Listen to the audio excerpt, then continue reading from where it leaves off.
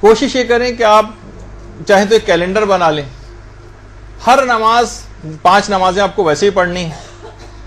آپ ویسے تو مستحب ہے کہ نماز میں الحمد کے بعد پہلی رکعت میں سورہ قدر اور دوسری رکعت میں الحمد کے بعد سورہ توحید قل اللہ احد کی تلاوت کی جائے.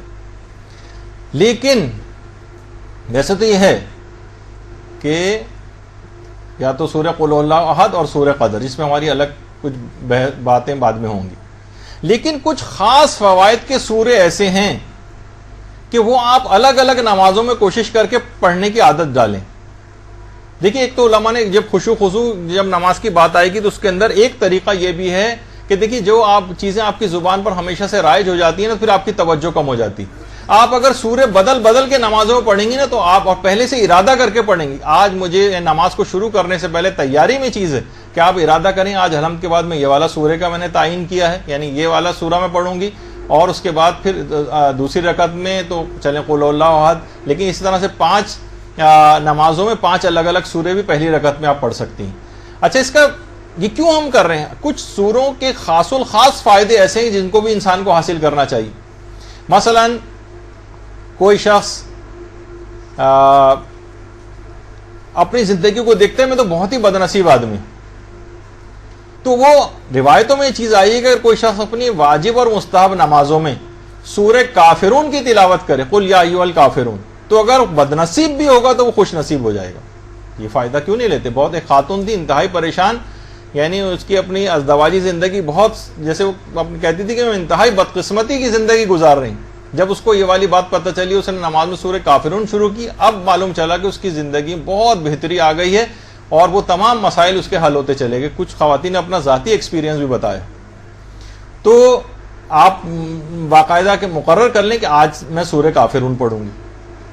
کچھ خاص مقاصد میں کامیابی کے لیے کچھ بڑے مقصد آ جاتے ہیں، پہلے سے کہ ارادہ کرنے میں تو کوئی حرج نہیں ہے نا، یہ کوئی ویسے شرعی حکم کے طور پر تو نہیں ہے، لیکن ہم نمازوں کو بہتر بنانے کے حوالے سے کسی لڑکی کی کوئی اچھا رشتہ آنے والا ہے، آپ چاہتے ہیں کہ یہاں پر یہ اس مقصد میں ہمیں کامیابی مل جائے، تو اس جو بھی نماز اس وقت پڑھی جائے گی تو اگر اس میں سورہ نصر اگر پڑھ لی جائے کامیابی کے لیے اس مقصد میں، اس نیت سے کہ میرا فلاں، یعنی پہلے سے آپ نے ارادہ کیا ہوا ہے کہ اس مقصد کے لیے آج میں سورہ نصر پڑھوں گا، تو بہت سے لوگوں نے ایکسپیرینس کیا کہ وہ کام ان کے انتہائی آسانی کے ساتھ ہو جاتے ہیں.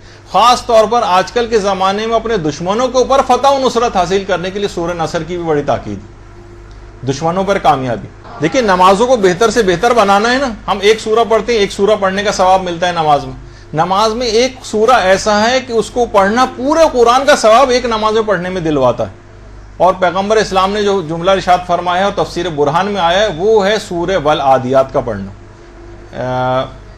سورہ کوثر کا یہ ثواب ہے کہ اگر کوئی شخص چاہتا ہے کہ پیغمبر اسلام کی کرسی کے برابر طوبہ میں اس کو کرسی ملے تو وہ سورہ کوثر کی تلاوت کرے. اور ایک چیز اور بھی سورہ کوثر کے لیے بڑی اہم ہے، وہ یہ ہے کہ بہت سے لوگوں نے خاص طور پر وہ خواتین یا وہ جوڑے کہ جن کے یہاں اولاد نہیں ہوتی، اگر وہ اس نیت سے سورہ کوثر پڑھنا شروع کر دیں، دماغ میں چھپی ہوئی نیت ہو کہ پروردگار پیغمبر اسلام کو تو نے قیامت تک ان کی ایک نسل جاری کی کہ میرے ہاں بھی یہ سلسلہ شروع ہو جائے، تو وہ اگر نمازوں میں سورہ کوثر پڑھے تو جن جن لوگوں نے اس کا تجربہ کیا وہ بھی صاحب اولاد ہو گئے.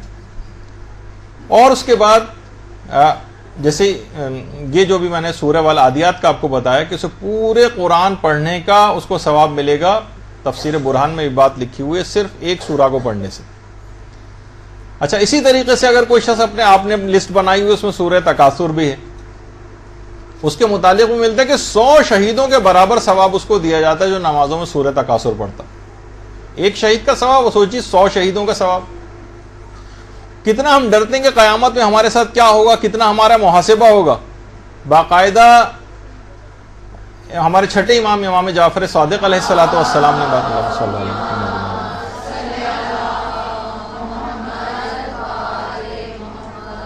امام نے فرمایا کہ قیامت میں اس شخص کا محاسبہ ہی نہیں ہوگا جو نمازوں میں سورہ فیل کی تلاوت کرے گا. محاسبہ ہوگا ہی نہیں اور براہ راست داخل جنت کر دیا جائے گا. کتنا اہم معاملہ ہے. تو ہم کیوں فقط ایک آدھ سورے کی حد تک رہیں، کچھ اور سوروں کے فوائد بھی کیوں نہ نماز میں پڑھنے میں حاصل کریں. اچھا بہت بڑا مسئلہ، اس پہ ہماری پوری 1 یا 2 نشستیں ہوں گی.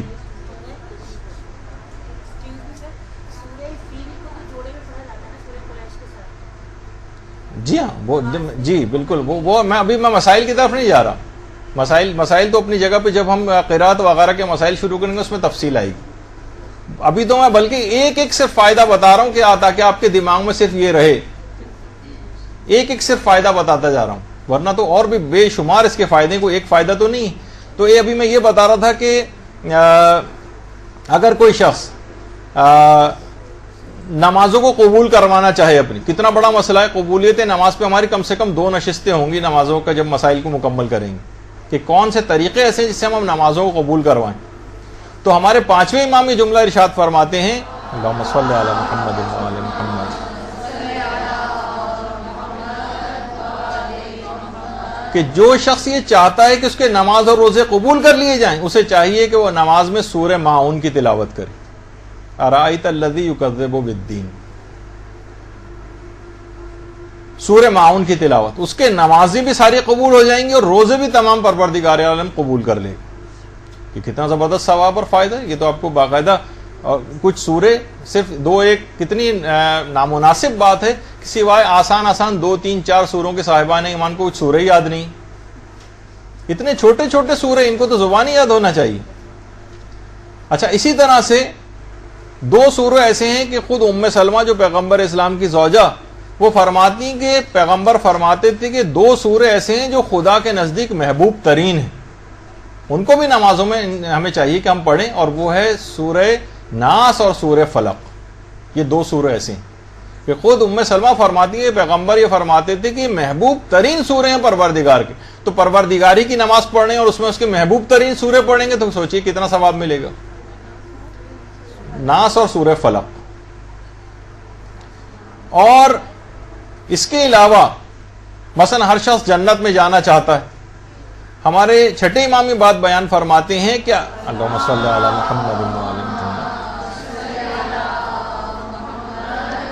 اگر کوئی شخص یہ چاہے کہ اسے جنت اس کی خواہش کے مطابق ملے, ایک تو یہ کہ اپنے اعمال کے مطابق ملے, اور ایک ہے خواہش. اعمال کے مطابق ملے گی تو سب سے کمتر درجہ ملے گا.